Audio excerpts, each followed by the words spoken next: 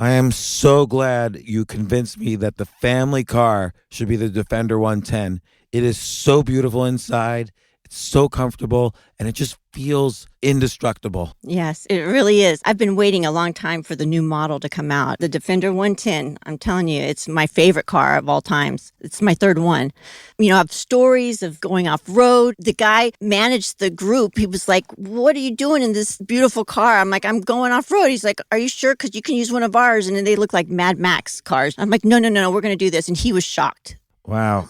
Well, it's great because the Defender has been reimagined for 21st century adventure, and its unparalleled off-road ability as well as its robust interior are invaluable whether you're headed towards uncharted territory or just a weekend of exploration. The Defender 110 tackles challenging surroundings with absolute confidence. The SUV conveys strength outside and in, featuring peerless technology like an intuitive driver display and an award-winning infotainment system. That's my favorite part, to keep you connected no matter where the journey takes you. Adventure is unique to everyone, and so is the Defender. Choose from the two-door Defender 90, the four-door Defender 110, or the larger Defender 130 with the ability to seat up to 8 passengers. You'll find uncompromising performance in all three. So pack up and go even further with the Defender 110. Learn more at LandRoverUSA.com/Defender. This isn't your average business podcast, and he's not your average host. This is the James Altucher Show. Today on the James Altucher Show. So again, you write about so many creative business models, even in this environment. What strikes you right now as an interesting business model? What else is out there that you think is interesting for people to start? So like we have the hustle and then we have trends. And what trends does is we've hired a team of analysts and all we do is go out and like reverse engineer cool stuff and like do case studies. And we have all these data points to show like what we think is going to be popular. And it's freaking awesome. It's just like my own playground because I like to go out and angel invest in companies, and this just tells me what to do. I love it. And so what trends do you see happening right now? Particularly, it's hard to really predict post-shutdown what's going to flourish and what's going to die in the next 12 months. It's hard to predict, but I don't think that's the right word that I'm looking for. What I'm looking for is what's possible. And so I like to look at what are consumers or businesses demanding and how are people doing things in other countries or other regions of the world, and basically what's working at a small level already and it's growing, even if it's just growing just a little bit, and then to try to understand, can that be done at a much larger rate, and is there still more room in the marketplace for things similar to that? So what are people thinking?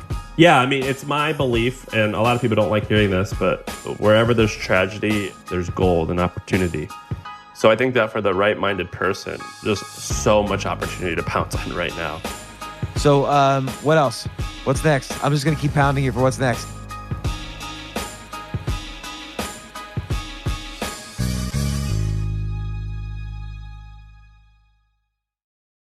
I have Sam Parr with me. He's the owner of the Hustle Media Company, which has a newsletter with well over 1 million subscribers. I'm very interested in how you built that, Sam. And also you have the Hustle runs the podcast, My First Million. Another thing that I'm sure everybody's interested in. Everybody wants to make their first million. And you recently had an interesting Twitter thread too about how you created, I guess, like a hot dog food truck. And I'm interested in that, like, because I think I want to get to the Hustle newsletter because I think that's actually understanding the business model of that and how you built up your audience for that, I think is going to be a critical skill set, post this shutdown, lockdown, whatever you want to call it. But I also think, like in New York City, everyone is saying now, nobody should ever open up a restaurant again in New York. And I do think about 30 to 40% of restaurants in New York City might go out of business. I'm a local business owner in New York City as well, and I know a lot of the restaurant owners, and I can just tell you 30 to 40% are done. Doesn't matter about any loans, doesn't matter about anything. They're done. And so everyone's saying, don't start a restaurant in New York. But it might be the best time to start some sort of food company in New York because everything's going out of business. You're going to have less competition and still the same population, more or less. So, but maybe if you don't want to own a storefront restaurant, a food truck's the way to go. Yeah, I mean, I know about that. If I was going to be in the food space, and we talked about this for a while, but cloud kitchens are just absolutely the way to go. Tell me what's a cloud kitchen? Yeah, so I'll do a small plug, but we own this thing called Trends, which is trends.co. It's like our research arm. And we just research interesting ideas that are growing quickly, and we do case studies on cool companies. I see you typing. Go to trends.co. You can see it. Yeah, go to trends.co. I'm gonna start my $1 trial. Yeah, it's cool. And we actually just switched over our payment providers like it's 9 a.m. like 5 hours ago. So hopefully you don't find any bugs. You might though. But anyway, cloud kitchens are like, and I discovered them actually a couple years ago. But if you like would go to Uber Eats, you would see all these restaurants that you had never seen in real life, and they were basically just kitchens without storefronts. And it was interesting for two reasons. The first reason it was interesting was they didn't have a storefront. The second thing it was interesting is that they like you could create like a burrito menu and name it like Sam's Burritos, and then you could create like James's quesadilla company, and then you could create Sam's curry company. But it's really all three are the same location, same place. They just throw these menus online on Uber Eats and then just make stuff as it comes in. Do you know what I mean? That's a brilliant idea, because it's sort of like that whole thing where, if you order on Seamless or Grubhub or whatever, and this happens to me frequently. There's like a sushi place that I'll love and I'll order from all the time. But then when you actually pass it and you see it in the street and it's like this dirty hole in the wall, you're like shocked. But this is a good way to, what I'm saying is, I never actually normally see the restaurants I order from. So what makes the difference if they have a storefront, if they're just in some closet somewhere? Right. And you can like rapidly test different things. Like, I mean, when I started my hot dog stands in college, I started with like $500. I mean, I would imagine you could start in the similar ballpark of a couple grand. You could start a restaurant and you could be like, let's just see if New York City really wants like this genre of food, and we'll just throw this menu on Uber Eats and see if we can get any traction and rapidly test. And you could use the profits from that to fund a storefront, to fund this other stuff. And I think it's cool. I think a really cool example of a food business is Halal Guys in New York. Yeah. And they must make a ton of money. There's huge lines. I mean, I don't know about now, but there's huge lines in the middle of the workday for lunch. Well, they franchised it out. So now there's Halal Guys in San Francisco, and it all started with a food truck or a stand or whatever you want to call those carts. Anyway, cloud kitchens are the way to go right now. And how do I find? Let's say I want to do this. Let's say I want to start cooking James's burritos. And how do I find a cloud kitchen near me? Well, that's where there's a lot of opportunity actually right now. So Travis Kalanick, the founder of Uber, actually just started a company called Cloud Kitchens. And the whole idea is that you can use their space and start it up. But basically, when I started my hot dog stands in college, what I had to do was I had to find what was called a commissary. So it's a bar, or it's a kitchen that is registered with the government as a place to prepare food. So, for example, I used a bar. So I gave a bar like I think $200 a month, and I just kept my food in their freezer. And I was selling hot dogs. There was nothing really to prepare other than chop onions. And anyway, I would pay them like $200 a month, and I would keep my stuff there, and I would prepare my food there, and then I would go out and sell. And so to start a cloud kitchen, I don't know for sure, but I imagine you would need a commissary or some type of proper kitchen where you're able to do this, and you could pay $200 to $1,000 a month, I bet. And then you can just submit your business license and EIN number to Uber Eats and create a menu, and I bet you can start immediately. So let's say. And I don't know this for a fact. I'm just saying this is what I did with food trucks and stands and stuff, and I bet it's similar. So the bar had a kitchen, but they didn't want to make food in there other than like French fries. Or something? No, they did, but like basically, if you could just I didn't know them, but I just walked in and I said, hey, so here's the deal. I want to start this thing selling stuff outside of your place late at night. You guys don't serve food at night. I'll pay you I forget how much money I paid, like $300 a month, and I'll just let me have this really small corner in your freezer. I won't bother anyone. I won't touch anything. I'll even clean up and sweep for you guys, and that's it. I just need this by law. And I guess they benefit not only from the $300, which is So I own a bar in New York City. $300 wouldn't do much for us, but where they do benefit and where I would benefit now is having food right outside the Yeah. bar, because then customers, you get foot traffic from the food, but also sometimes your customers in the bar want food, and if you don't have food, it's like, oh, did that bar let customers bring hot dogs in, have hot dogs and a drink?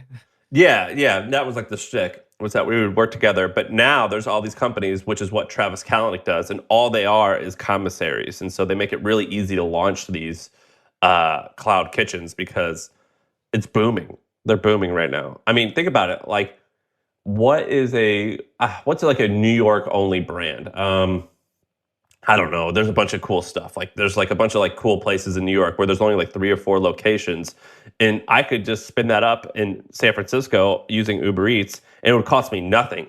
I mean, it would cost me single digit thousands of dollars or maybe low tens of thousands of dollars to start that up and to only have it exist on Uber Eats versus getting a lease, which would be 10 grand a month, getting furniture. I mean, it would easily cost $500,000 to start just a cute chain in San Francisco, whereas you do it on cloud kitchens, the costs are significantly lower. So, Right. So let's say there's a restaurant chain that has got a full menu and it's very popular, but it's just in New York City, which, by the way, originally was like Shake Shack, for instance. yeah, So let's take Shake Shack before it spread all over.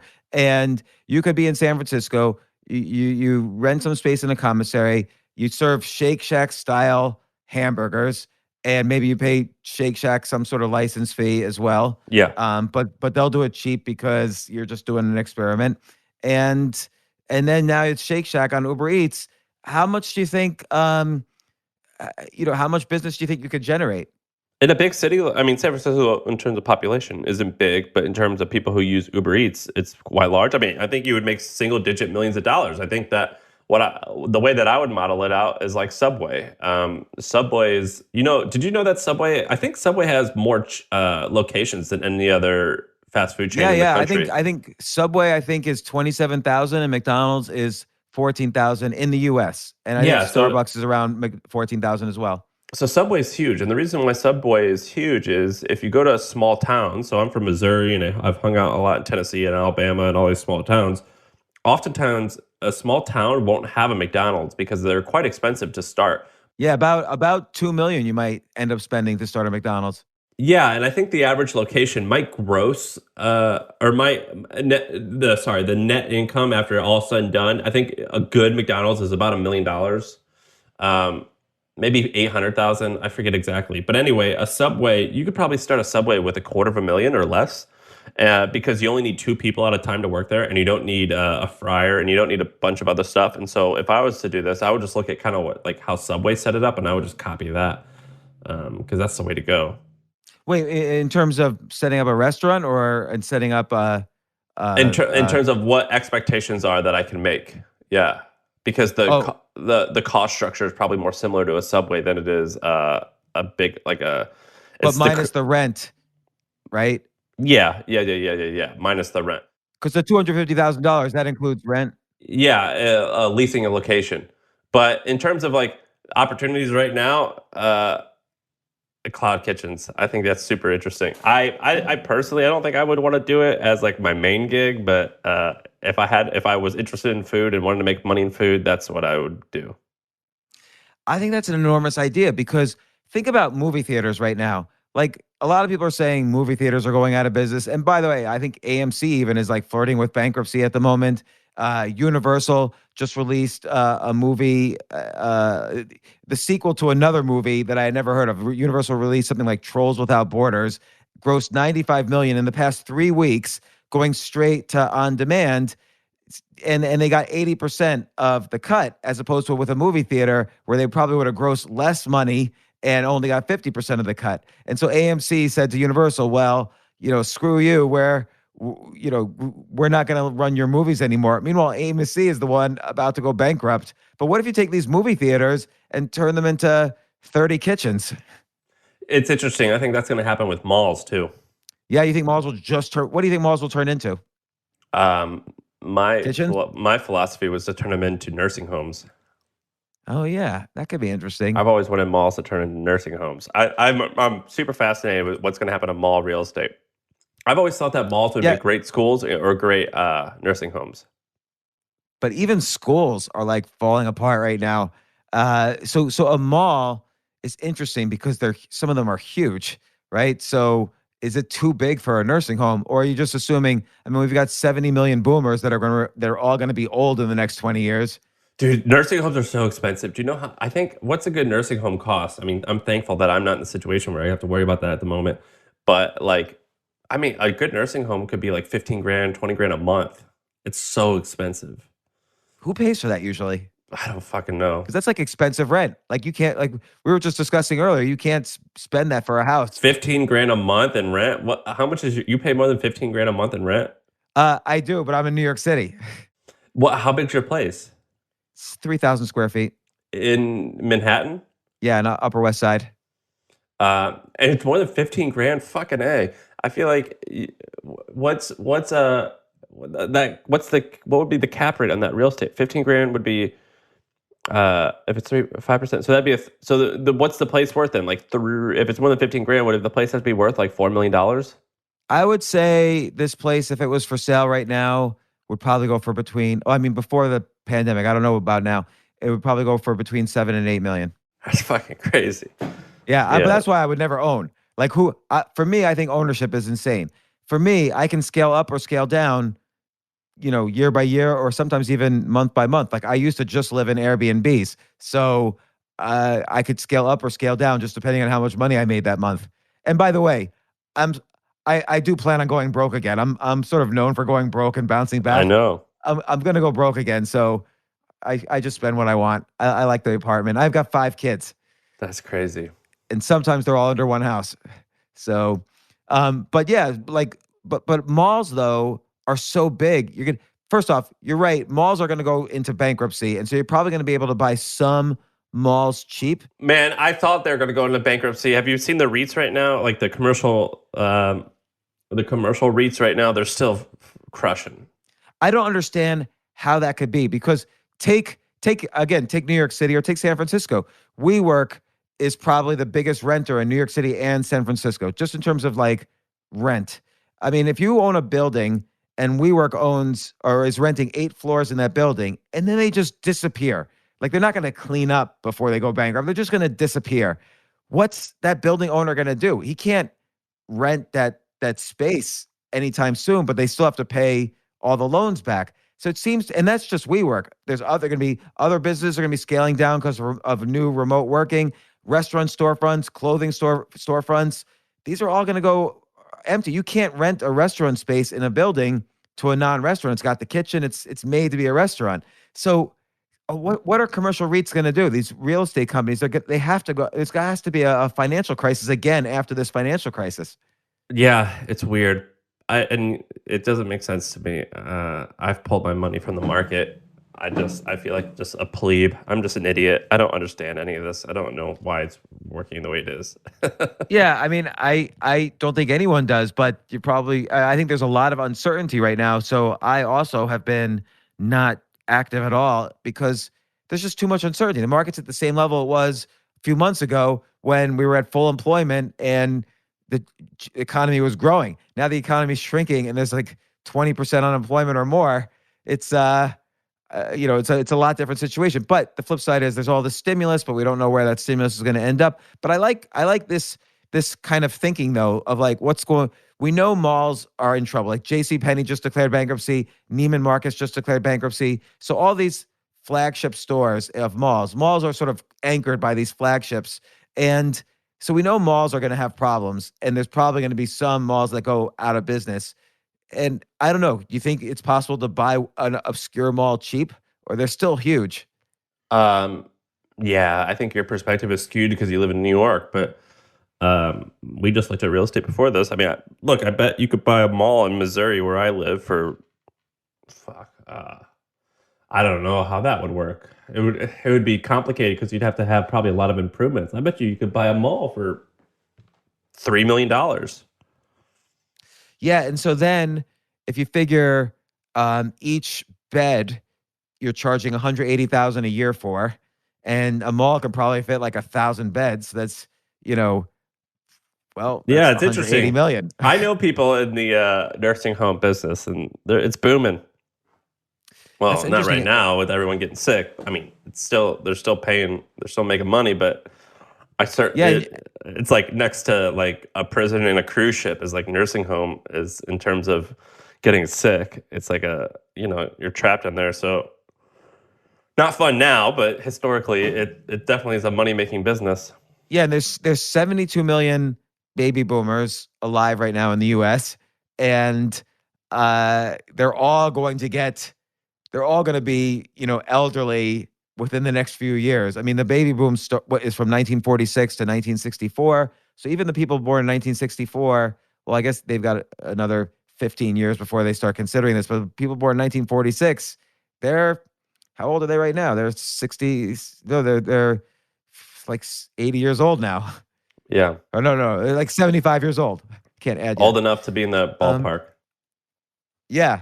So okay, that's an idea. So we've got cloud kitchens, we've got malls turning into nursing homes. Let's do it, man. Let's do an idea factory here. So okay, you wouldn't do the food truck. You'd rather just sort of sit around and go into this hole in the wall kitchen, make hamburgers like Sam's Burgers here, Sam's Taco Yeah, I mean, Burgers. look. So I've thought about this. So New York is actually a great case study.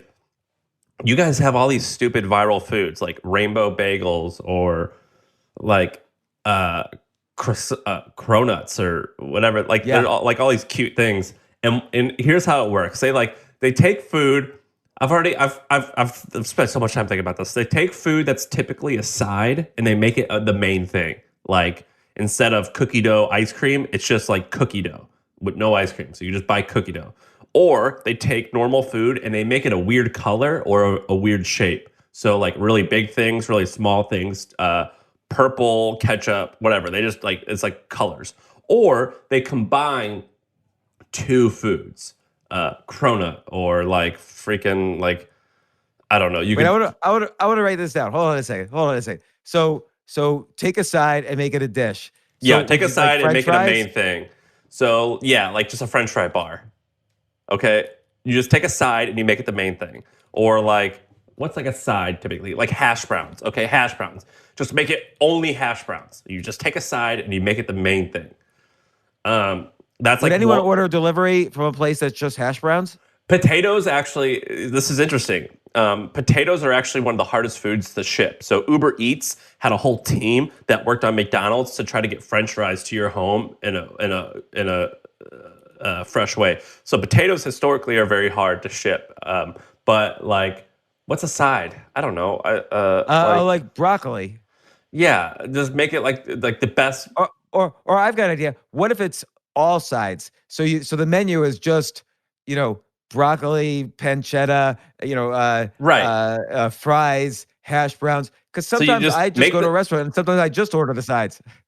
Yeah, so just the side has to be the main thing. The second thing is it has to be, or it doesn't have to be. This is like another angle is it's a normal food, or like cookie dough. That's what I said. So like instead of like chocolate chip cookie dough, just cookie dough. That's like your thing. The second thing is you take a normal food and you make it either a weird size or a weird shape. So like for example, if you have like an ice cream place again, you just make it like the biggest cone there is, or if you have a bagel, you make it purple as opposed to like you guys in New York have like rainbow cookies or something. Is that like a thing? Rainbow cake? I don't know. I wouldn't know. That's like a I eat thing. like basically the same thing every day. And then what's the other one? And then you take two foods that seem a little bit weird and you just combine them. Melissa's baked goods. I forget the name of the company, but they do cupcakes, but they're really tiny and they're like $1. Yeah. So yes, I've been there. Okay, so you do one of those three things. There's actually a few more categories that I've written out, but Oh wait, so combine two foods. Is that like, let's say I made couscous tacos? yeah, that's a shit combination, but you're on the right track.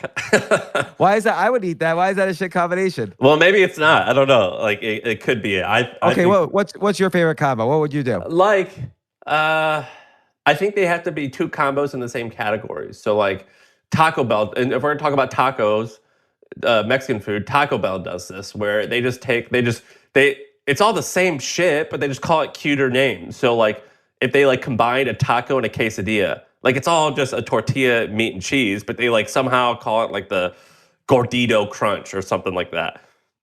See, I like when you combine two ethnic foods. So like in New York, there's a lot of Cuban Chinese restaurants, and that's kind of this. And in San Francisco, there's a lot of quote unquote fusion, which is really like a mix of lots of Yeah, we have like ethnic. sushi burritos and things like, and like we're like Sushi Rito. That's actually a restaurant. It's called Sushi Rito. That's so funny. And so, what's another combination? Just I'm stretching your brain here. For some reason in San Francisco, the Indian people make a lot of pizza. And so they try to make like Indian style pizza. That's great. Now I'm still trying to think of, just realistically, am I going to order cookie dough through Uber Eats? Like that's the only one where I don't know. You still might need a small storefront.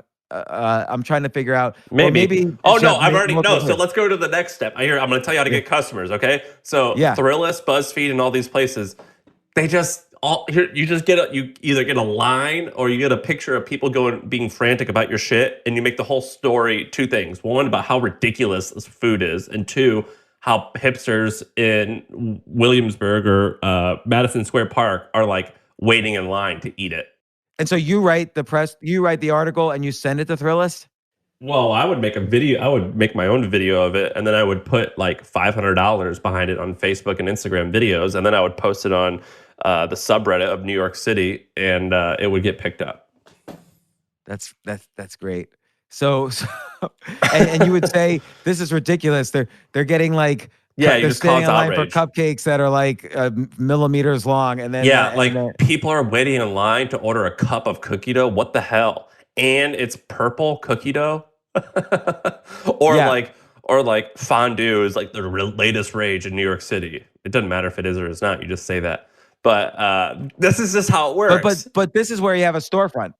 Yeah, but this is when you have a storefront. Though. But you don't want that storefront because in reality, because you want to be able to change that shit because it gets old fast. So you just got to come up with new shticks every 6 months. But how do you do the Thrillist? How do you do the video if people aren't online because you don't have a storefront because you're just doing a delivery? Yeah, I mean, you just got to figure out how to get people to line up. I don't know. I would have to. I need to adapt. Or maybe like, what's the regulations? Like, if you have if you're cooking in a kitchen, can you go on the sidewalk and set up a stand?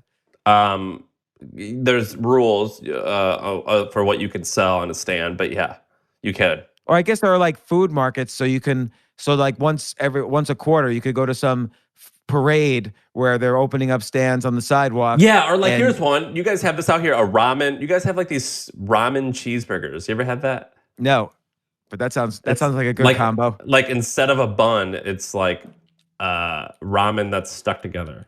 I like that because I actually eat those like 25-cent ramen noodle packages you could buy? Yeah. I like them dry. So that's what it is. It's dry. It's that dry stuff with beef in between. So anyway, you want to start a restaurant there. That's what you do. There's the three. I just gave you the rules for how to get popular. I don't know if it will be sustainable, but you certainly can make a splash. Now wait, we're still. Are we mostly talking though? This is for delivery. So I would do that. I could do that for delivery. Man, you can manipulate this shit so easily. You just got to put some money behind it on Facebook ads and Instagram ads and target it to people who live in Williamsburg. And that's so funny. Yeah, I wonder what would work in the Upper West Side because that's a little bit more older family, conservative. Not politically, but just in terms of their habits.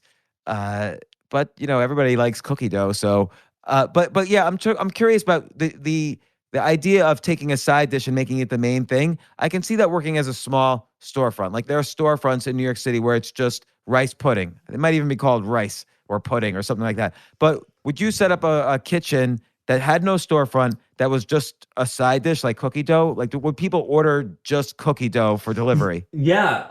Hell yeah, dude. I don't know if there's such thing as like Google search analytics for Uber Eats search, but like in 2009, when YouTube just launched, I used to make these viral videos, and it was pretty scammy, but it was literally just a picture, and there was nothing on it. and it would rack up all those views and ad revenue. And all you would do is you would type in like one word, and it would autofill with stuff, and that's how you would see what to make your title of your video, by what would autofill. I bet you can do that with Uber Eats right now. You just type in any like food word, and it will autofill with something, and that will show you what people are searching for. So if I type in cookie, Yeah. and cookie dough is the first thing, that tells me, hey, maybe people really do specifically only want cookie dough sometimes. Yeah, that would totally work. And so that's interesting about YouTube. Do you think that same strategy works right now? For YouTube? Yeah. No. Like, what's an example video that you did? I'll tell you. It was some shady He says shit. reluctantly. Okay, so I'll preface this by saying I was 16 years old. But Okay. like, for example, I used to watch like street fight videos on YouTube.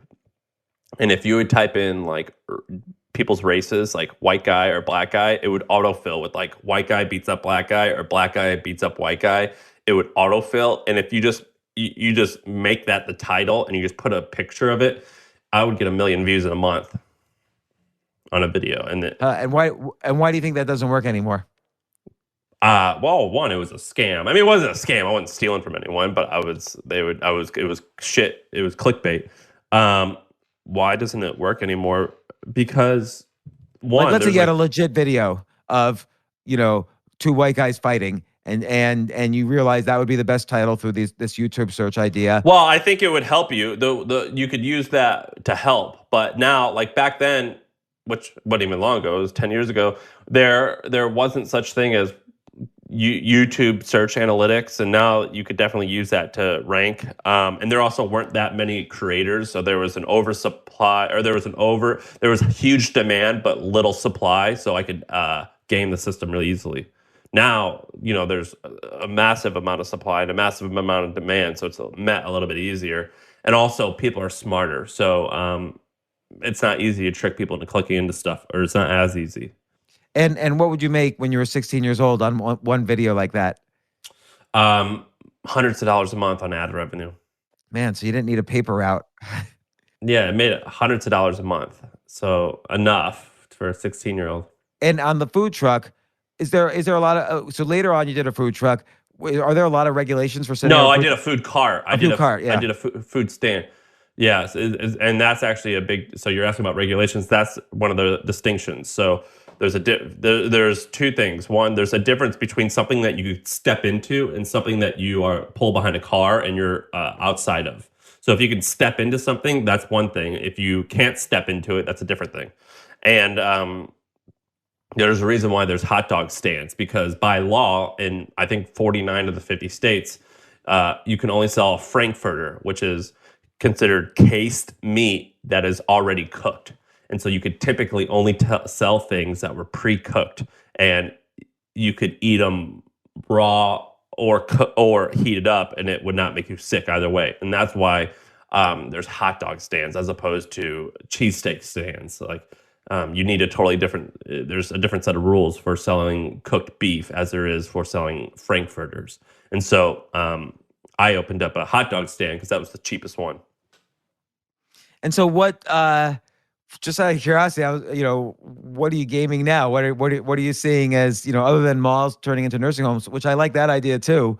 It might even be possible to, like, if a mall is in receivership, like if a mall company goes bankrupt, you might not even have to buy the mall. You could probably just like rent space or lease for a long period of time, or get seller financing from the courts just to get it off the books from the bankrupt company. But anyway, what other things? What are you looking into gaming right now? I don't game anything. I mean, I definitely was like a hacker, and first of all, everything I do is legitimate. Now, in order to create, I think, sustainable wealth and large amounts of wealth, it's definitely much easier if you just do everything legitimately and build a brand that people love and actually trust and like, because then you could create anything or sell anything.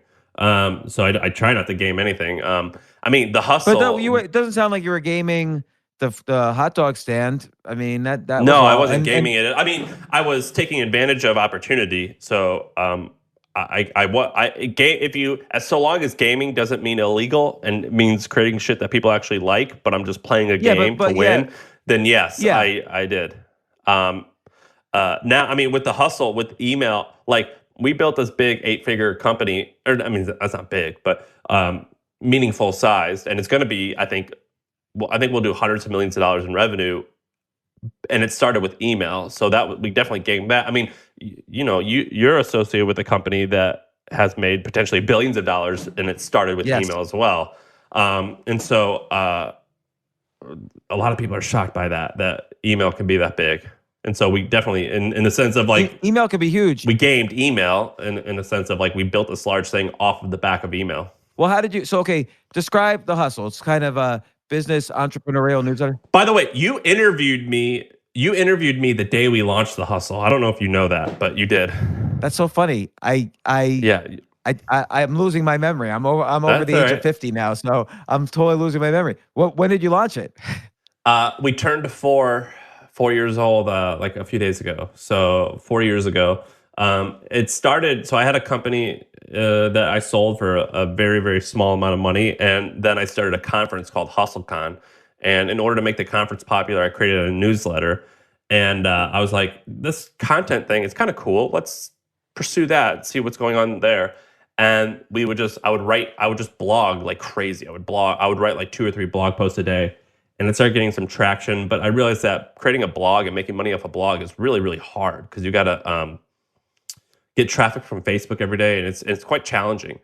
And so we go, well, this newsletter works for HustleCon, our event. What if we just only did that? And so that's what we did. Was we said, let's just create news and information, but deliver it only through email. And the way that we got our first maybe 250,000 subscribers in a year was I would use that like popular viral-y content that I wrote on our blog, and that is why you covered us, is because we did some controversial and wild things for our blog.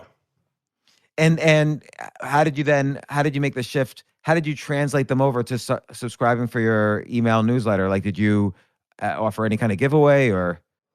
No, not at first. At first, it was strictly the content was great. I mean, it was good content. I learned how to write well. I knew how to write in a way where people would read something and they'd be like, "Oh, wow, this is a little bit different than what I've been scrolling through all day."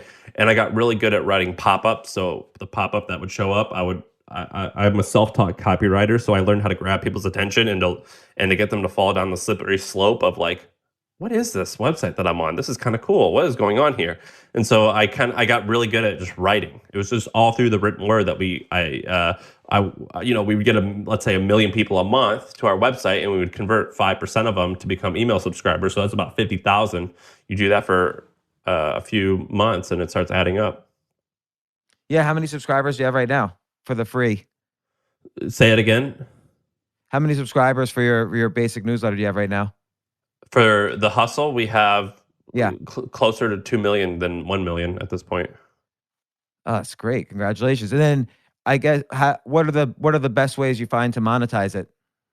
So the plan all along was twofold. Was one, let's monetize. So we built this advertising sales team, and we built our own technology. Like, there's no such thing as like an email ad network. I mean, there's a couple people that are trying to do it, but there's nothing significant. And so we built our own email advertising network, and we built our own technology to advertise in the email. But the plan all along was, let's create profits through advertising in the email, and let's use all those products or profits to create more products to launch to our list.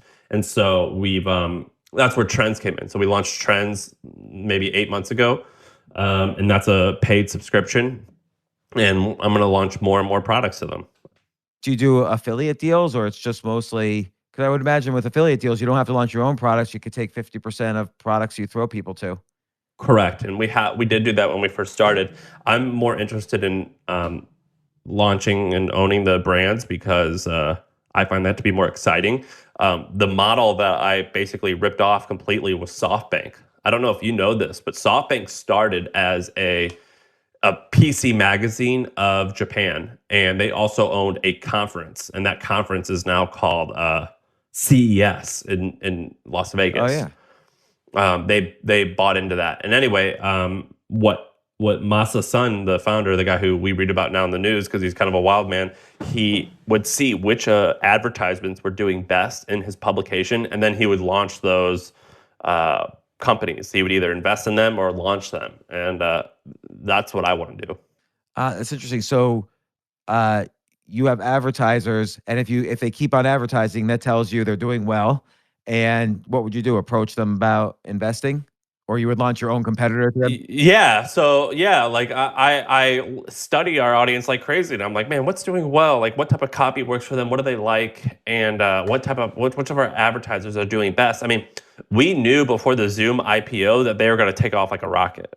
And I knew that because I saw how people responded to it. And so immediately our sales guy were like, hey, I think this company Zoom, they're going to fucking crush it when they go public. And I know this because I know how much they're paying to acquire a customer.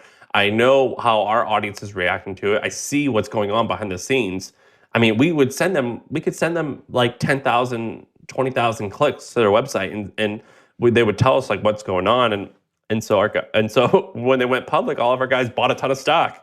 And that's just one tiny example, but you can see what works well. I mean, you know how it is. Like when you have a big email list, you can see a lot of really cool insights into customer behavior. Yeah.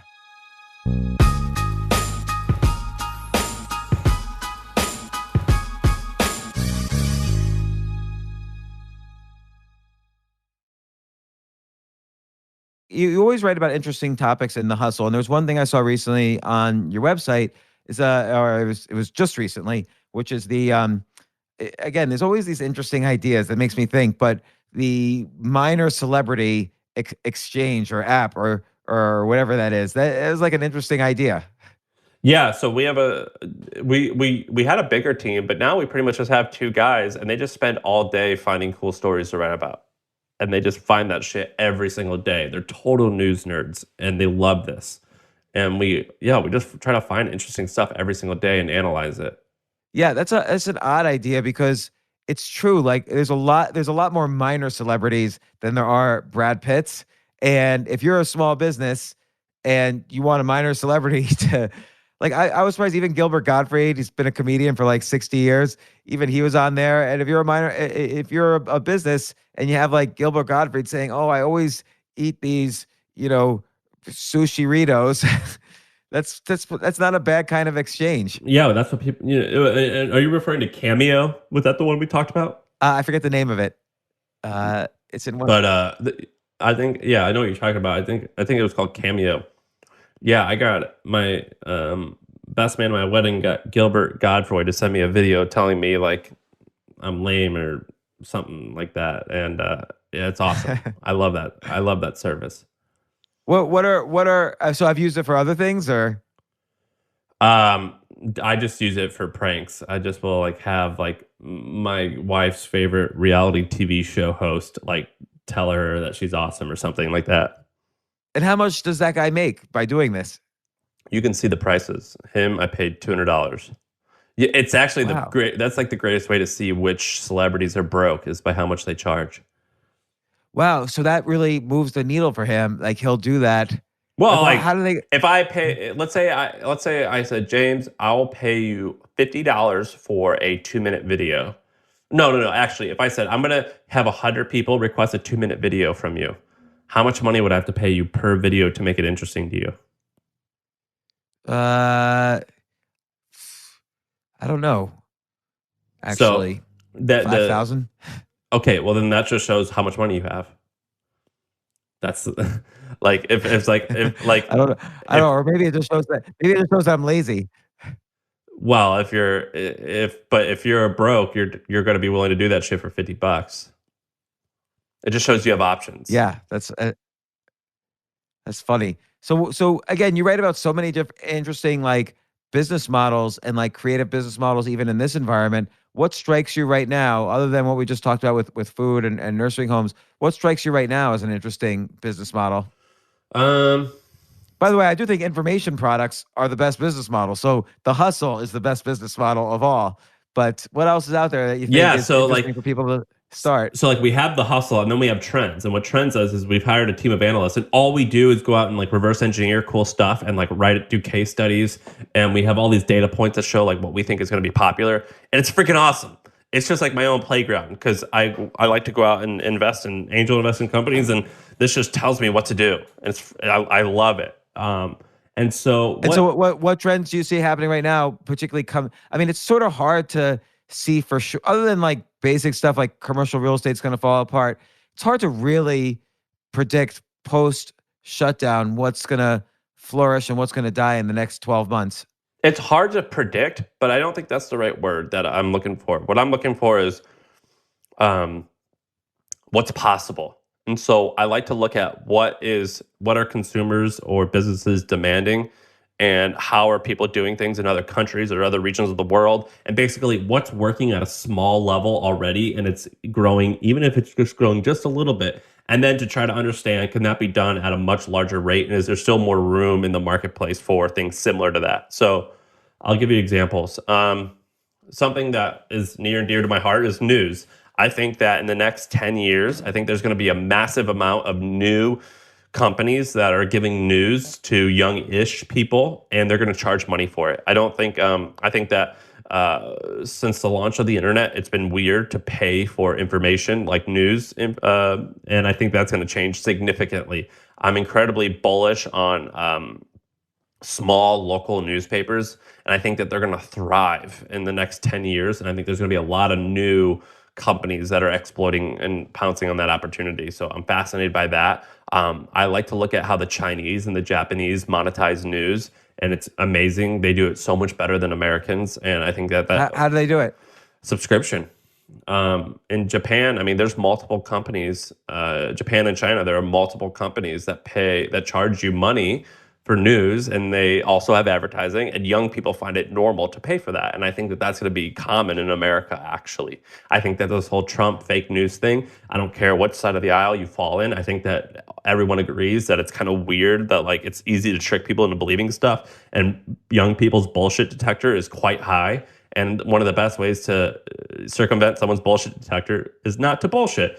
And if you can do that effectively, you can charge money for your information. And I think that that's going to happen a lot. I agree with you, and I'm interested in your thoughts on this. Like, I was looking at an article the other day on one of the, let's say, the top 3 news websites out there, and the headline said, CDC chief says highly likely that second wave will be far more dangerous than the first wave. And so I'm like, okay, they got me. I clicked on that, and the only quote from the CDC chief was, there is a possibility that if coronavirus comes back in a second wave, it might intersect with the flu, making it more complex to diagnose. That was the line, which they then translated, there is a possibility to it's highly likely. So and this was a major, well-known, A+ brand news site. And it was just clearly they were lying. Yeah. And it's annoying. And it's easy. Look, I've done it before. I know you and I both know how the game works. It's easy to get people to do shit online just to steal a little bit of their attention. But I just think that the average consumer is incredibly sophisticated. I think that a lot of creators kind of like dumb stuff down for people. And I don't think that that's the right way to go. I think that the average person is really, really, really smart when it comes to like internet tricks. And so I believe that people are going to pay, behavior is going to change and sentiment's going to change, and people are going to pay for information. So that's one trend that I think is that's going to be huge. And I think that there's a lot of ways to pounce on it. How will that be different from like right now? For instance, you have to pay if you want to see the Wall Street Journal or the Washington Post or the New York Times. Like, how would it differ from that? Well, I think there's going to be a room for a ton of more companies similar to that. Historically, from like the 1920s to the 1990s, newspapers were amazing companies. I mean, Charlie Munger and Warren Buffett would invest heavily in newspapers, particularly small local newspapers, and they would try to own 100 of them because it was an awesome company. They knew it was very predictable. It would last for decades. And I think that we might see some more things like that. I think that, like, if I'm from St. Louis, I think that you could start a St. Louis, an Omaha, a Birmingham, a Nashville, a Denver, local company that creates news and information for these smallish cities, and I think you could own 50 of them and make a killing. Yeah, it's interesting. All right, what's another one? What's getting interesting to you now? I really like one thing that we discovered that I found incredibly fascinating is various niche audio. I don't even know what the right word is. Audio, basically audio porn. So like people, particularly, well, mostly all young women who are willing to pay for romance novels. So do you know anything about romance novels? Not really, no. Man, it's a crazy popular category. It might be the most popular category. It might have the most liquidity in the marketplace on Amazon books. So I do believe that. I do know that's the extent of my knowledge about romance novels. yeah, so like most people just know it by seeing Fabio on the cover of a book at the grocery store at the checkout aisle. But the reason it's there is because it's so popular. But romance novels have massive amounts of liquidity in the meaning that a lot of new ones pop up, and a lot of them are sold. And what this means is you've got a lot of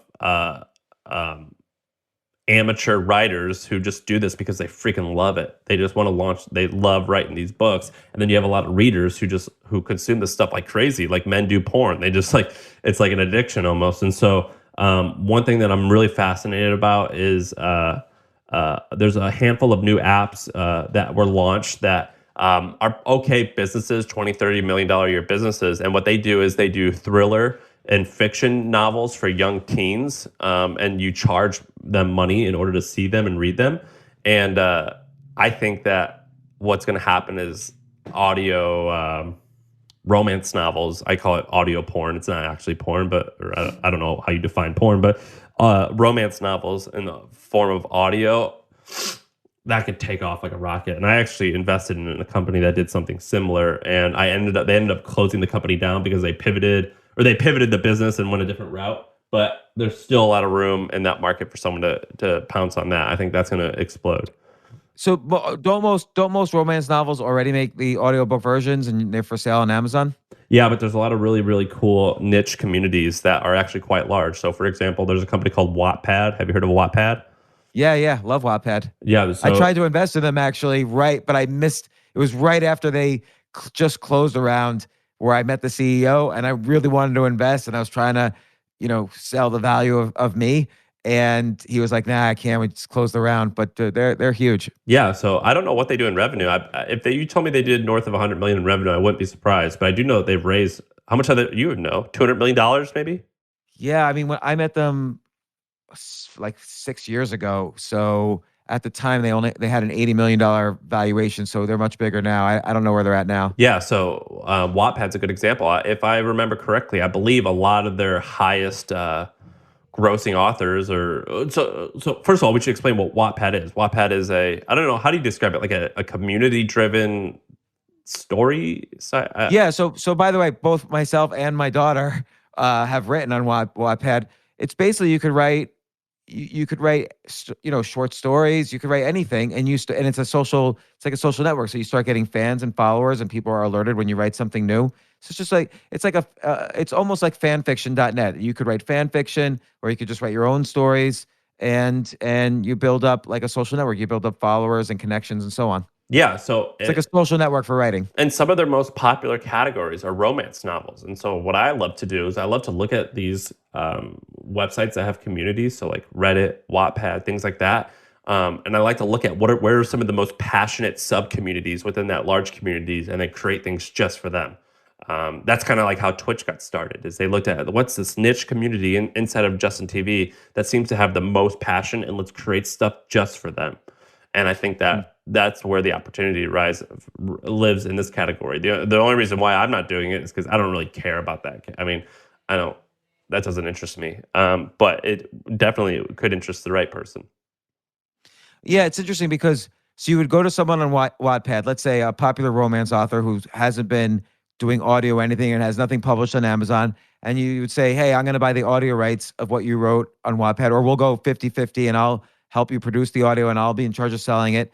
You put it for sale on Amazon, and boom, you Yeah, start I getting wouldn't revenue go stream. that route. I would create a dedicated experience to where you do a handful of things, so where you get cliffhangers. And so what you do is you have these short 8-minute audio stories, and you have it so like each night the woman can hear like the next iteration of a particular story, and you pay $10 a month for it. And you get and you have various experiences, almost like the meditation apps, but for romance novels. How would you build up an audience for that, or would you let the content creator who already has a big audience on Wattpad, Yep. you let them just market it to their subscribers already? That's exactly what I would do, as well as paid advertising. I think that you could do a massive arbitrage with paid advertising. Yeah. So what else?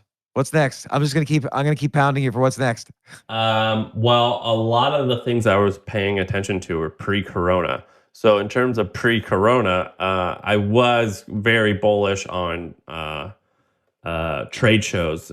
So basically, there's a whole subset. I mean, there was. Yeah, I sound almost stupid talking about this because this was only 60 days ago, but like everything's freaking changed. But prior, and I think it will go back, but prior to this whole stuff, there was a company called Informa. Have you heard of Informa?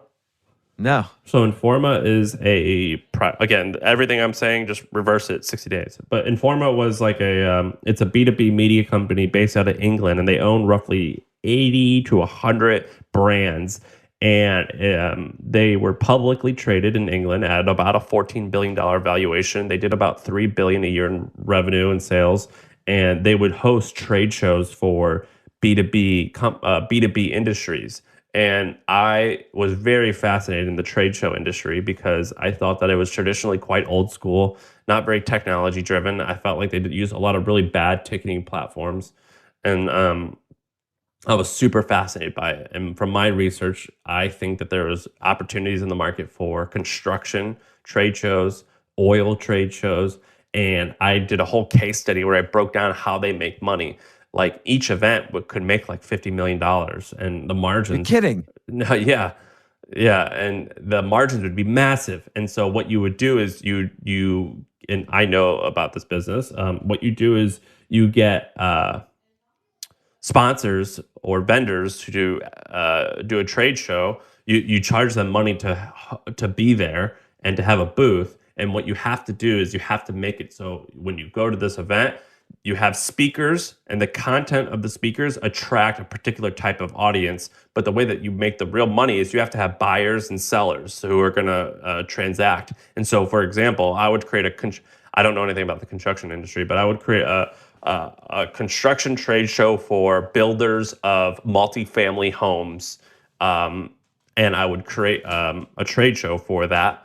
And I would get people who have supplies for building multifamily homes, and then I would create content that attracts people who buy like loads of multifamily homes. And if you do it, you have to have that transaction there. And the booths you charge tens of thousands of dollars for, in hopes that they will at least make a handful of new customers to justify that expense. And then you make but those vendors actually pay for the hard cost of producing your show, and then the profit comes in through the sales of tickets.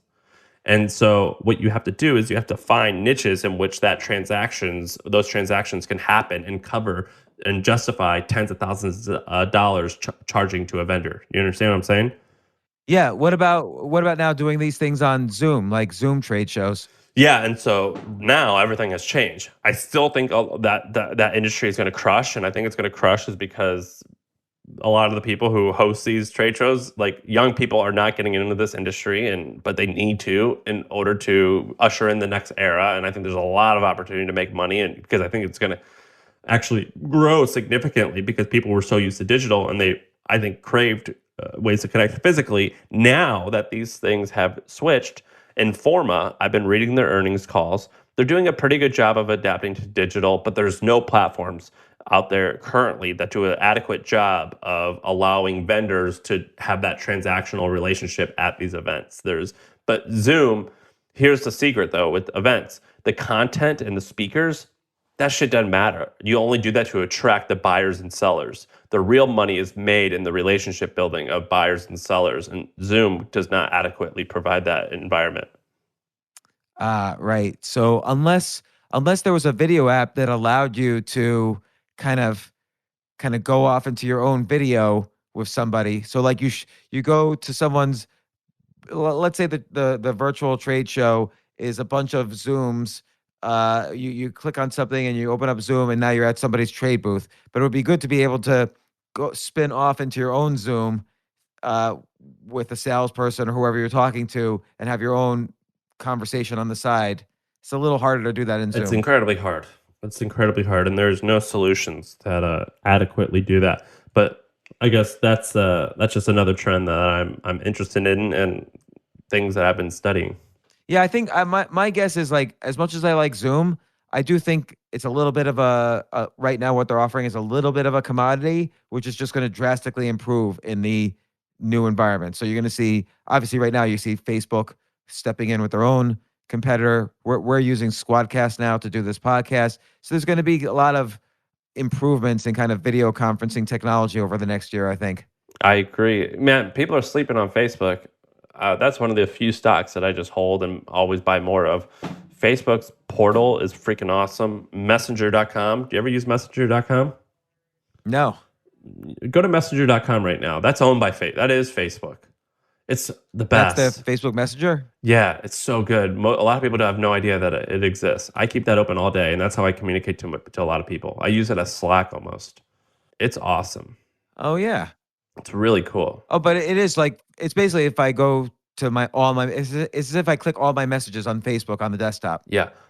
And so the joke amongst my family and friends is if they want to talk to me, they have to use Facebook. I don't really text. I only Facebook. Let me ask you a question. Like, I get messages now. This is what's really confusing to me. For 30 years, I'm an email guy, but now I get messages on email, text, Facebook, WhatsApp, Instagram, TikTok, LinkedIn. Yeah, it and sucks. Probably other platforms. Is there any kind of mega mail application out there? No, it sucks. I mean, look. Text message, Facebook Messenger, Facebook, Superhuman, phone call. No, there's so many freaking messages. I hate it. I don't know if there's a mega thing. I don't want that mega thing though. Why? Because I miss messages all the time.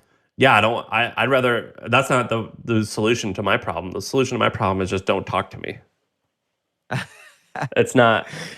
I don't want a way to talk to people. I don't want a way to easier. I don't want to talk to people in an easier way. I just want no one to talk to me. and so you don't care if somebody sent you a message on WhatsApp and you missed it for 6 months. I don't give a fuck. Yeah. I just delete. Well, I'm the same way because just by default because I only really look at my email. I don't, and then suddenly I'll remember like 2 months later. Oh, I also get messages on Instagram, and I'll have all these messages like, why aren't you responding? Yeah, I just fuck them. Like yeah, I look like an asshole, but I just don't care. You just. Like people are always talking about inbox zero and how much it stresses them. It's so easy. You just do select all and delete. Yeah, I haven't done that because most of my emails are left unread. So I have over 300,000 unread emails. Oh my God, it gives me a nightmare. But then I use it as a database. Like I'll say, oh, who is this guy? And I'm able to see back through 10 years of email or 15 years of email. Oh, I got a message once before, or there was somebody mentioned him once before. So it's a good database for me but I just deleted it all. You have a better memory than me though. So I have a hard time remembering everybody. Yeah, no, I just delete them all. My philosophy is if it's important, they'll email me 2 or 3 times. And so as we start to look at the light at the end of this tunnel, what do you see kind of the first, even though it's hard to predict again, what are the first steps you think are going to happen on the economy? And what are you seeing in terms of both entrepreneurs and more stable businesses? What are people thinking? Well, in terms of the economy, I stay away from that because I'm just too simple-minded. I don't understand that stuff. Yeah, so not the economy, but the economy is these businesses that we're talking about. Like that's the economy, really. Yeah, I mean, it's my belief, and a lot of people don't like hearing this, but wherever there's tragedy and bad stuff, there's gold and opportunity. So I think that for the right-minded person, there's just so much opportunity to pounce on right now. I think that I think that I always call them B and C cities, which are actually the cities I prefer, like the Nashvilles of the world, the Austin, Yeah. Texases of the world. They're going to just thrive. And we were talking about it. So I think like the first step is I think that like hundreds of thousands of people in San Francisco and New York are just going to be like, I'm out, and they're going to leave. Yeah. I think I agree with that. that's going to happen a lot. That's going to happen. I think it will happen probably more. I don't know. Will it happen more in New York than San Francisco? San Francisco only has Well, 10% of the people that New York has. But yeah, let's compare notes. Like literally the last 4 people I've spoken to have all told me they're gonna move out of New York. yeah, I was going to say like New York has like a buzz that you can't get anywhere that people like. San Francisco doesn't have that buzz necessarily, but it has, I think, a higher density of people specifically interested in technology. But New York doesn't have as much of a homeless problem and doesn't have as much of as a crime problem. But both are incredibly high taxed, so yeah, I think a lot of people are going to leave both those places. And so how do you benefit? What does that make you think? Um, Well, probably real estate in these B and C cities. Yeah, I mean, real estate. I think if you're, I'm canceling. I have 2 offices, one in Austin, Texas, and one in San Francisco. Most of our employees are. I'm canceling my lease in San Francisco. So my landlord, if you're listening, you're going to be out 15 grand a month. I mean, we're not renewing. So if you're a commercial real estate owner in San Francisco, I think you should be flipping out a little bit. So potentially real estate in these other places. But I think those markets really will never suffer on real estate. Like it's not like I do think New York City prices are going to go down 20 to 30%. Absolutely, they're going to guess. suffer. They're absolutely going to suffer. Why are you going to? You're rich, so you're different. But if you're a 21-year-old, why are you going to move to New York or San Francisco out of college and rent? No, I agree. New York City and San Francisco, I think 30% at least fall in real estate prices. But Nashville is what I'm saying. Oh yeah, or Austin, well, or Miami. Those places are so cheap comparatively. You know, it's kind of funny. Whenever I lived in Nashville for 5 years, I stay in Austin a lot because we have our main office at this point is there. They all complain. They go, "Oh, it's so expensive. Traffic's so bad." It's so not. It's so not bad. There's a lot of. It's going to go up a lot. What do you think of right now during this time? I think a lot of people have doubled down on content creation. So you see, it's going through the roof. TikTok just announced they reached the 2 billion downloads of their app. There's probably more even companies like Netflix and YouTube have announced that they've reduced the quality of their videos by 25% because the internet was just breaking with all the bandwidth requests. Yeah. And so what do you see with like something like TikTok? Any opportunities there? Well, let's just say at the broader scale, like a lot of people don't realize this, but do you know what Gumroad is? Yeah. It's like a book e-commerce site. I actually, maybe I don't know. No, I would dumb it down even simpler, which is if you have a PDF or a digital file that you want to sell, Gumroad makes it really easy to create a very ugly but simple and effective landing page, and someone can just give you $10 for a PDF. So a lot of people sell workouts on there, or fiction or nonfiction short novels or guides on how to make something. But anyway, I know the guy Sahil, not well, but I know him, and he's the founder of it, and he is just crushing it right now. I mean, so many new creators are logging on to Gumroad to create content, and so many new buyers are coming. Same with Teachable. I think you know Encore from Teachable. Yeah, I am / was an investor in Teachable, and they just sold, although I don't think the deal's closed yet. Yeah, well, it sounded like it was a good exit. I think the rumor was 256 million, and I'll tell you that is a high multiple of revenues for them. It is a high multiple in revenues, but over the last 30 and 60 days, I think they've seen a huge surge in buyers and sellers of content. I know that with my company, Trends, which is people pay $300 a year for it, it's booming. I know people at Agora, and they're telling me the same thing. It's booming. I know people at Motley Fool, and people pay for stock advice. It's booming. So yeah, paid content right now, like paid newsletters, because I know I'm in that industry. Business is booming right now. Is it for what? Yeah, I think for do you ever talk about Agora on here? Not really, no. Are you allowed to? I do think. Yeah. I mean, I do think the online newsletter business / online course business is in some ways the fast. You have that podcast, My First Million.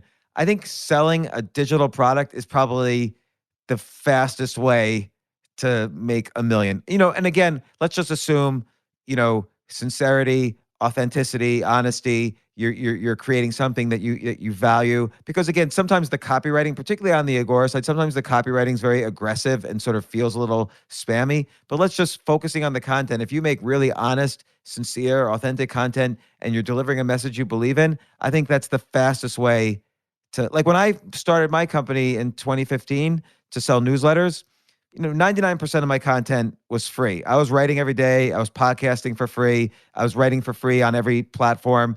And so I kept 99% of my content free. But once a month, I would have a newsletter with business opportunities and some stocks and so on. And our first month in business, we generated $1.5 million in revenues. Yeah, And we were instantly $1 million profitable.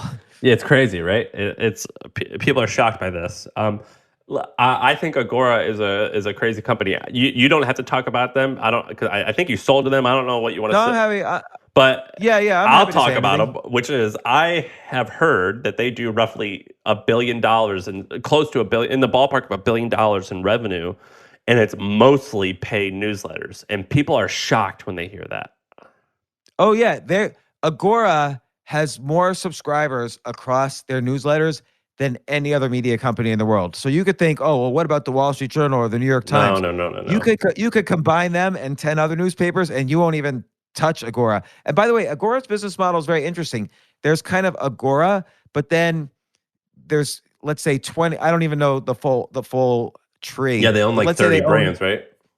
Yeah, but they own like let's say a majority interest in all these other brands, but those are all independent companies. So if any of those companies go bankrupt, none of the liabilities go up to Agora Central. But every year, Agora just does a sweep on the percentage they take from each company, and it's probably like $1 billion.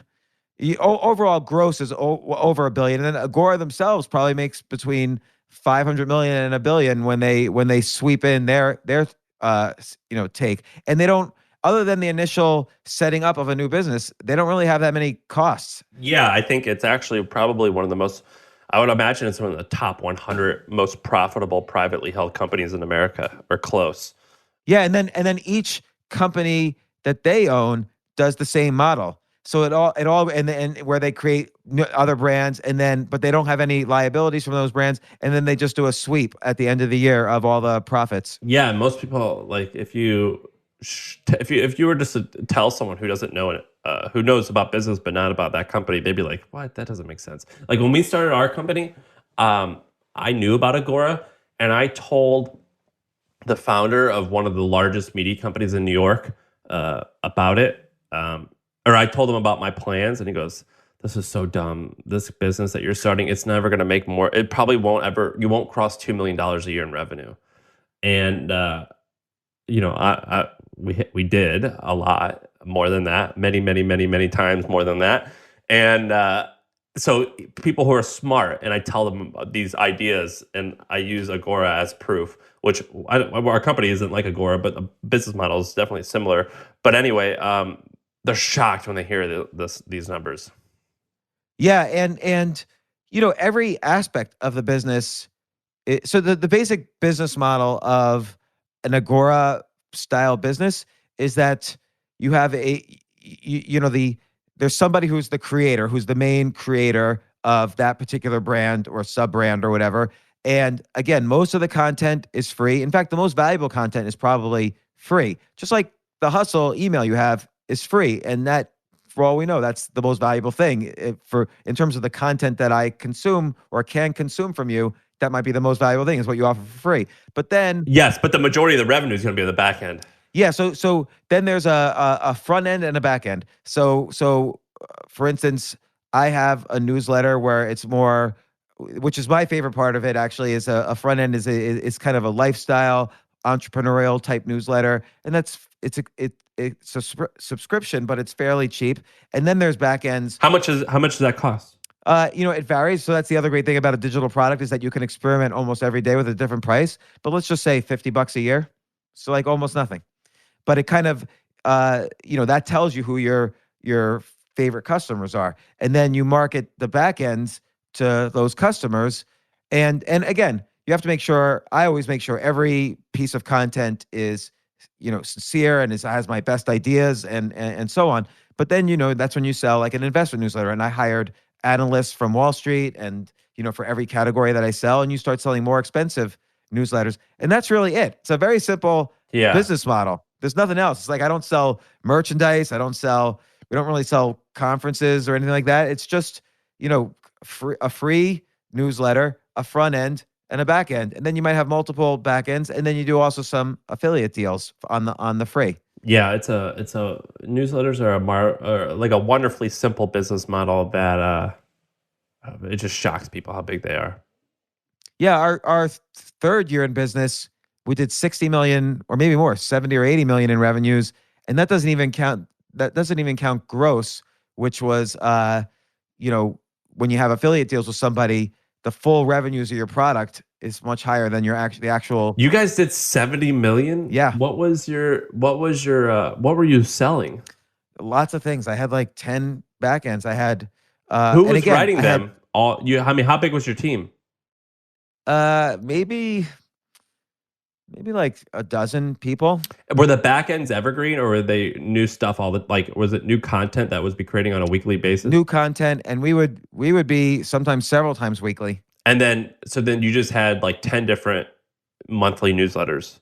Yeah, and the biggest one back then was and I got kind of almost ostracized for this. There was a lot of anguish for me. But the which is Bitcoin that one? Yeah, the Bitcoin one. And again, all of the content was, and my perspective on Bitcoin was fully mine. I'm still a believer in Bitcoin. My big issue was I saw a lot of my readers were getting scammed by a lot of these altcoins. And so I wanted to create a newsletter that would help them distinguish between legit currencies and these crappy altcoins that I even said in the very first one, 80% or 90% of these are going to go 90% of these shit coins are going to go out of business or more. And I think right now it's about 80% of the coins that existed then are now out of business. And so the newsletter itself was highest quality, but the ads, because you're competing against thousands of other Bitcoin related newsletters, you have to get people's attention in the same way that all of those newsletters are getting people's attention. And so the ads were a bit, I would say, extreme, but that's the only way. If I tried to write my own ad, and I'm not a copywriter, I'm a writer, which is, as you know, is different than a copywriter. My versions of those ads would sell 1/100th the amount as an Agora style ad. So I just said, okay, I believe in my message. If this is the way to get the word out, so be it. But then the ads themselves would just people would write articles about I the know. ad. I know. And I would beg people, like even friends, I would beg people, just read the content. You'll like it. You'll see. We're on the same side. And they're like, I'm not reading it. Well, so what was the average price of your back end? For it could be anywhere from 1,000 to 3,000. And for $1,000, you get like a newsletter a month or a week? At least once a week, at least. Sometimes twice a week or 3 times And it a was week. just one analyst just banging out ideas. Yeah, and me. So I would work with each newsletter. That's a shit ton of work. It was a lot of work, but it's only a dozen people with a lot of revenues, but then Agora, some of that profit goes up to them, and you're paying for their services. They made all the ads, so it's like I'm paying for them to do the ads. So it's complicated how it all works, but I don't know if I would do it the exact same way if I were to do it again. But it's definitely a model that works. What would you have done? Owned the whole thing? Yeah, maybe I would have owned the whole thing, because then there's I wouldn't have sold as much because they're really geniuses at making the ads. And I really like working with them, actually. Like, they were all nice people. They were all dedicated to their jobs. But I do think, though, on that newsletter in particular, particularly after I'd been giving away 100% of my content for free for 15 years, at that point, I think people were just in a little shock that I was also spending an enormous amount of money on ads. And so, and the ads were over the top. Like, I didn't like the ads. I always told them I didn't like the ads, but they were correct also in that Alain de Botton, who's this French philosopher, he says if you want to compete with Machiavellian, if you're a good guy competing with bad guys, you still have to use their Machiavellian techniques to get audience, to get people's eyeballs to look at you.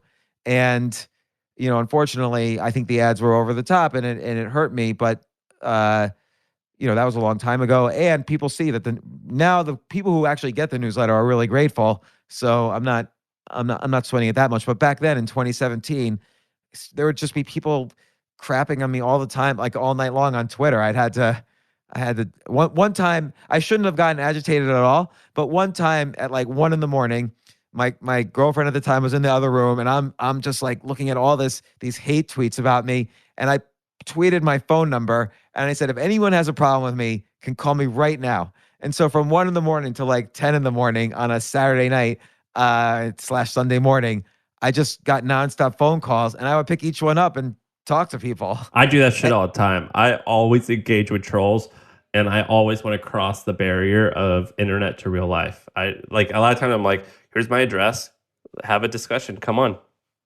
Yeah, and well, what would happen is every person I would talk to, I would say, look, my goal is I'm trying to make Bitcoin more accessible to the layman. No, it's hard for people to figure out what Bitcoin is even now, and this was 3 years ago, where it was much more difficult. So that was what my newsletter was about, was explaining why this is a good service, and that will lead you to strategies of what coins are scams and what coins aren't. And so after I would speak to each person, and sometimes I was speaking to pretty high up people, like people who created their own coins that are still very popular right now. And they would always then go back on Twitter and say, oh, I just spoke to James. It's actually different than I thought. He's all good. It's just the ads. That's awesome. And it's true. I still, I don't know if I regret completely the ads, because they did get me, it did get the message out. And so sometimes you have to do those tactics. If I just said, please buy my newsletter, I'm a good guy, nobody would have even looked at me. Yeah, totally. But it is what it is. So that's why I like your approach though a lot, which is build up a really, valuable free newsletter, which I had, and I probably could have just stuck with that and had a good business without, working with anybody else. But I did what I did, and I don't regret it. But I think your model is very powerful with the hustle. Yes, I agree, and it's a good model because I've stolen all of the best practices from people like you and a dozen other people. Well, what best practices have you stolen? Well, first of all, the whole idea of a newsletter. I mean, I stole that from the Daily Candy, which was a company that sold for $125 million. I remember that. I looked at Daily Candy. I looked at Thrillist. And then I looked at Wall Street Journal and how they used to do things. And then I studied Agora. I studied a Japanese company that I love called Usabase. And Usabase? What's it called? Yeah, it's a publicly traded company called Usabase. It's spelled Uzabase.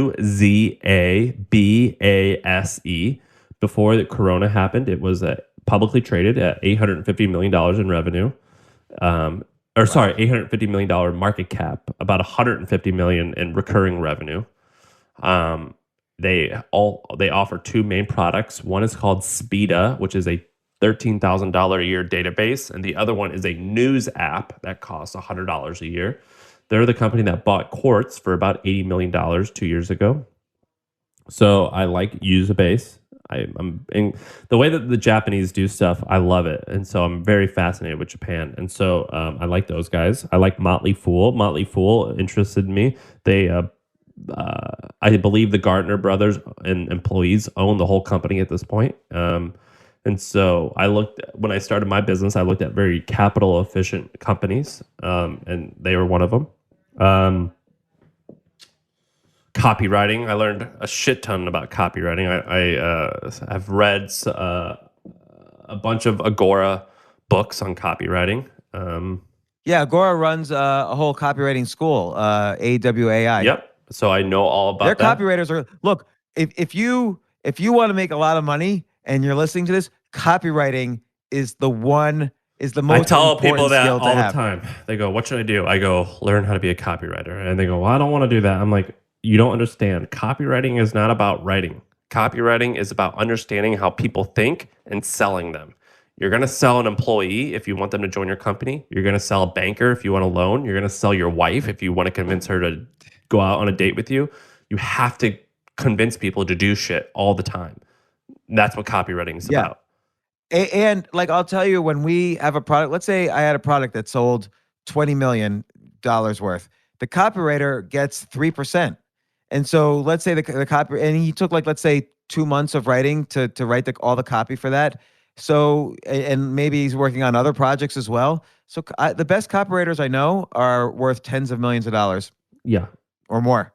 Hundreds of millions of dollars. Yeah. I mean, so from like a high level of just like the skill set of copywriting, it's pretty much just persuasion. But from a hard skill set perspective, it's like the easiest way to make money. But I'm a self-taught copywriter. So that's kind of what I come from.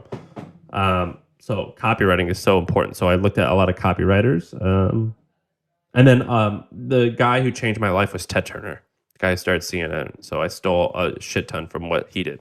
What's a couple things from there? He went from advertising to actually owning a network. And so I use newspapers.com. That's one of my favorite websites. And I like to read old.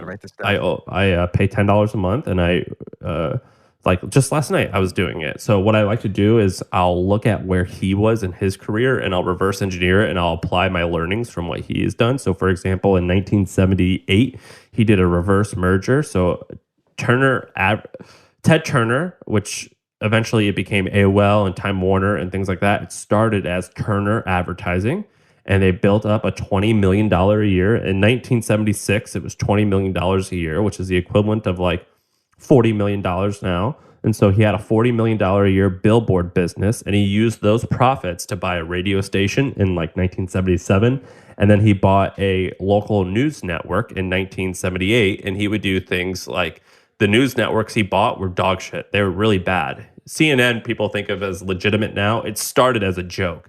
And he would do funny things. Like he would put a bag over his head and have like the mysterious bag guy as the newscaster or the news anchor.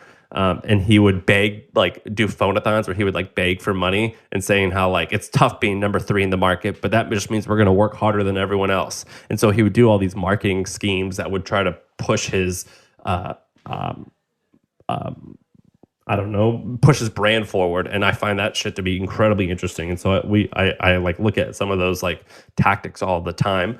In terms of operating the company, I have stolen a ton from Ted Turner. So he was kind of a wild man who was a little bit manic, and he was not an operator, but he was pretty brilliant when it came to product creation and marketing. And I think I'm definitely similar to that. So I've hired a president of my company to kind of run the day-to-day.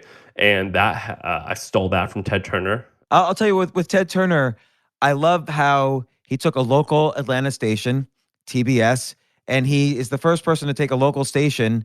This was right after HBO started doing it on a national level, but HBO wasn't a local station. Turner did the same thing HBO did. He sent his signal to a tower, which then via satellite broadcast all over the country. Yeah, this is the first local station that actually broadcast all over the country. I believe he had to fight the Supreme Court in order to do that. So he had a. Oh, I didn't know that. I think I'm not an expert on this particular part, but for some reason it was illegal to like it kind of like if you were the one who owned the satellite that would beam it and get access, there had to be some like barrier, like basically. Basically the way it worked was only a few people had access to the satellites that could beam it, and he was like, no, that's bullshit, we should all be able to do that. And he had it was originally against the law for him to do that, and so he had a fight to change the law. And so he's like, yeah, see, now I can have my own satellite. And so that he was the guy who made that possible.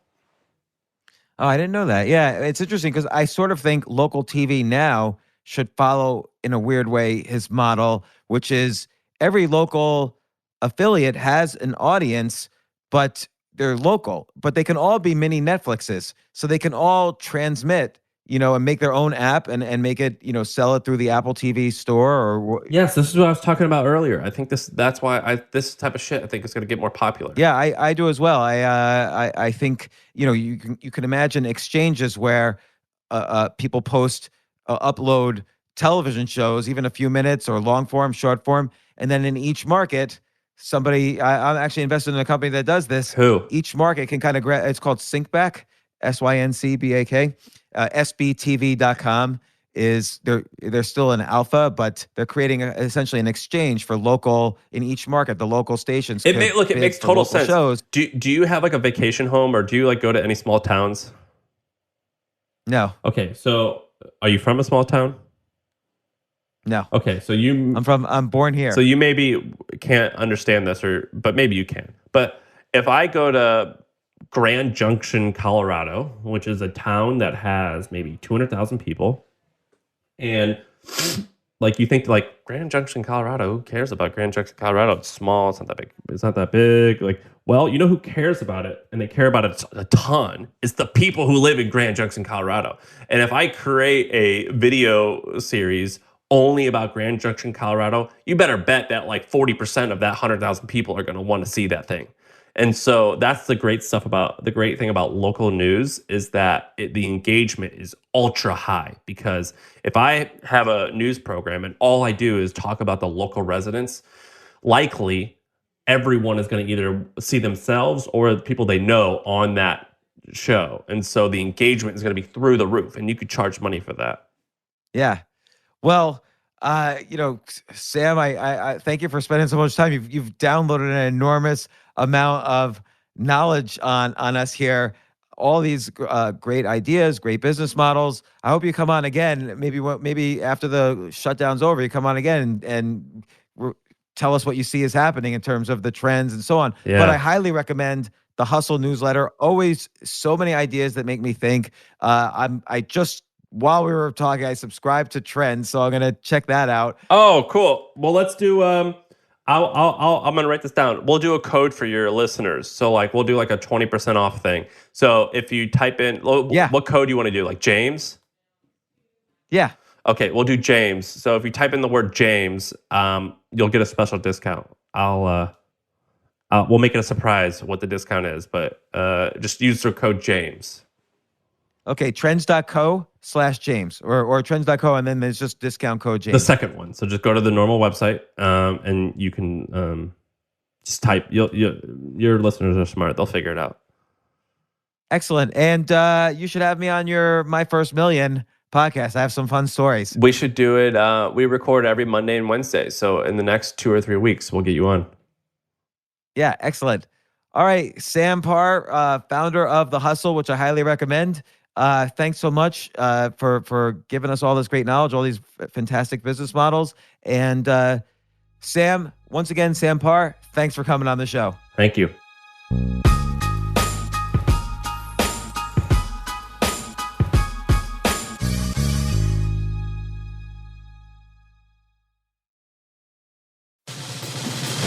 These days, we're all investors, trying to be smart with our money despite our worst impulses. But at iShares, we believe that deep down inside of every investor is a better investor.